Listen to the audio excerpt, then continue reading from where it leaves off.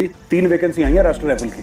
तो सुनो, जो स्पोर्ट्स में अच्छा है ना उसको मत भेजना, जिसका डिसिप्लिन अच्छा है उसको मत भेजना, जो ड्रिल वाला है उसको मत भेजना, जो एनएसजी से आया है उसको मत भेजना, इसको नहीं भेजना, इसको नहीं भेजना। मैंने बोला सर फिर भेजना किसको है?